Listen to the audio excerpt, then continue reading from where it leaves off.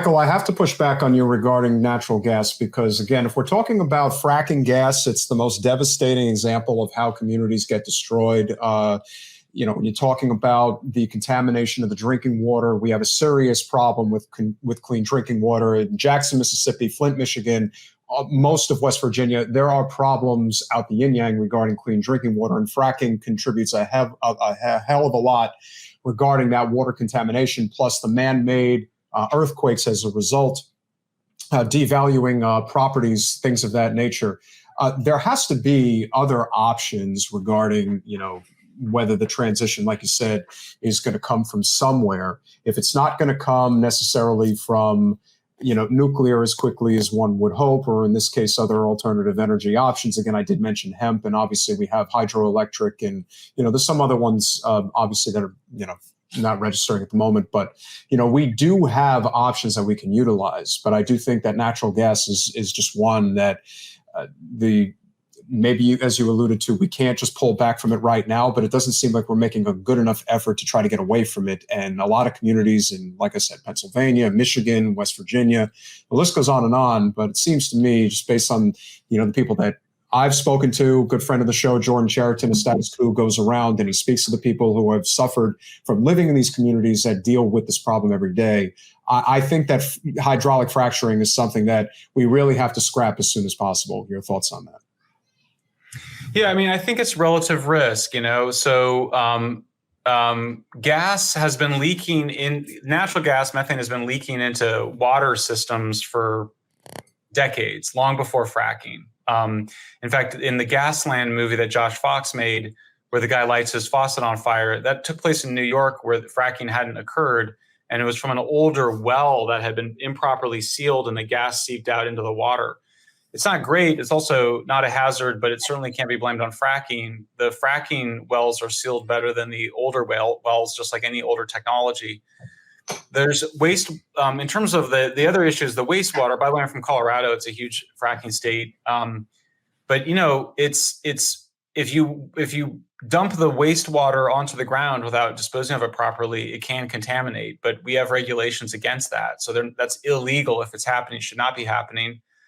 And again, it's just it's just better than coal, and that's what it's replacing. The amount of water, the discharge from coal plants, from coal mining, are just significantly higher. If I'll just give you these numbers are, just in terms of air pollution, gas emits 17 to 40 times less sulfur dioxide, 1/8 as deadly as coal, counting accidents and air pollution. 25 to 50 times less water used for gas than for coal. If you're going to go move to biofuels, it's also a huge amount of water, and a huge amount of other impacts. I've been pushing back against some of the overstated alarmism, I think, on fertilizer runoff, but you certainly are going to get other kind of chemical runoffs and consequences from agriculture. So, my view is that if you don't like fracking, then you should join the campaign for a green nuclear deal. My former colleague, Maddie Hilley, who I think Brian might have had on Rising, or at least maybe she was on, maybe I thought she was on with you, but maybe she's on with somebody else. But Maddie Hilley advocated for a green nuclear deal. Certainly possible. And I think moving the left on to be more supportive of nuclear, I think, is incredibly important work. Part of me thinks there's a lot of progressives that would be more pro-nuclear, but they're just waiting for the public to change, and so in that sense, everybody coming out in support of nuclear. On that point, let me give you unsolicited advice combined with a question, which is, if you do really want the left, if you want to persuade the left and pull them over to the nuclear side, I feel like there has to be more talk about it in combination with renewables, because oftentimes it feels like the argument is just against renewables, try and knock down renewables, and then pointing out the legitimate limitations to wind and solar, and then come in and say, oh, the answer to this is nuclear. And so I think people are just going to look at that, and they're going to say, this is just an effort to knock down wind and solar, rather than a kind of effort to put forward the virtues of nuclear. So maybe there's and so the question would be, where do you see the future of wind and solar? And do you have more confidence today than you did, say, 10 years ago, given the collapse in price, or do you really just think that that's not a technological innovation and that it's just about slave labor in China? Because I think if you tell people on the left that wind and solar is hopeless, you're probably, even if you're right, you're going to lose them. Yeah, I mean, I hear you. I think there's definitely. Yeah. No, go ahead. Yeah. No, I mean, I think that my experience is that if you say, hey, we need it all, we need renewables, we need nuclear, we need carbon capture and storage, that it goes down better. But that I find then that many of my progressive friends go, well, let's just do the renewables for now, and then maybe we have to get to nuclear later. And so I feel like people need to know the truth about renewables. The Chinese have made solar panels cheaper.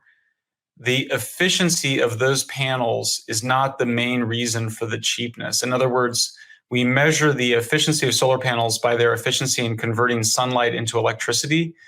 And according to NREL's studies, the main solar panel that they've brought the price down on has improved its efficiency by about 3% over the last 10 years.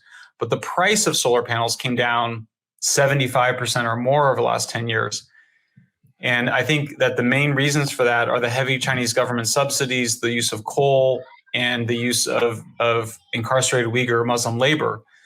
Now, I may be wrong, of course. I may be wrong about everything. But if I'm wrong about solar, let's find out by producing our own solar panels here in the United States and see if we can produce them at a low cost. For me, I just think there's a moral issue that you should not be buying solar panels made by people in concentration camps. For me, that's just a categorical imperative. That goes the same for sneakers like Nike. Well, we can't start, but you can't. We're going to get rid of a lot of things if you start doing that. Well, I will say I know the argument like these, but I will say I think there is a difference, which is that what's going on in Xinjiang province is not the same as Guangzhou. Guangzhou, which I visited, I wouldn't love to work in that factory in Guangzhou where they make these. But these workers making these are not being treated in the same way that Muslims in Xinjiang are. And so there is a difference there. I would like to reshore a bunch of industries, particularly strategic industries that we would not want to have outside this country. But for me, the revelations on how solar panels are made with incarcerated Muslim labor in concentration camps crosses a line that I don't think is the same as the people making iPhones and sneakers, because I think a lot of those folks are folks that are coming off the farm. They're improving their lives. The lives on the farm in China were very hard.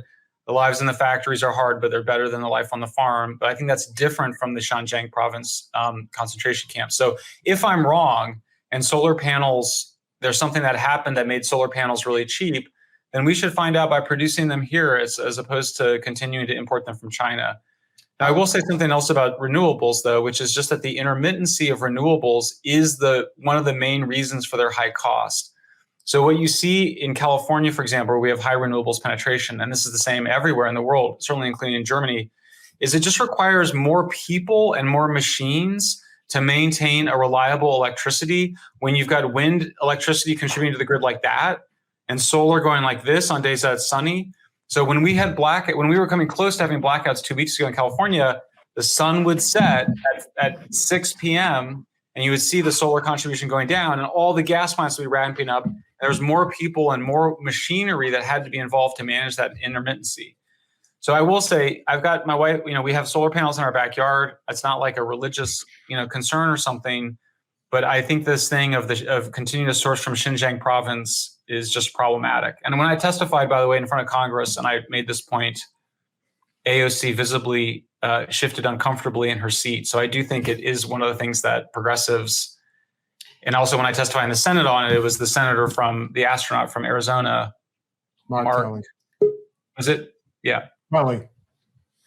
Yeah. And we know this is a problem. And, I think Democrats know that we need to deal with this. Yeah. So, and the Biden administration tried to do something about it. It launched the commerce investigation, and a bunch of, Chinese linked firms put together a trade group that then ran a whole bunch of ads in Washington saying that they were the American solar industry and that you were going to hurt them if you cracked down on this pipeline of slave labor, and they eventually were pressured into backing off. There's some indication that they might try again. That they're going back at these companies with this investigation. But yeah, they need to do that, because otherwise they'll never be able to build a plant here. Thanks for watching. If you want to support our mission to transform politics into service, please like this video, subscribe, follow us on social media, and consider joining our Patreon, where you'll get early access to our interviews as well as other exclusive content. Links are in the description. Peace out.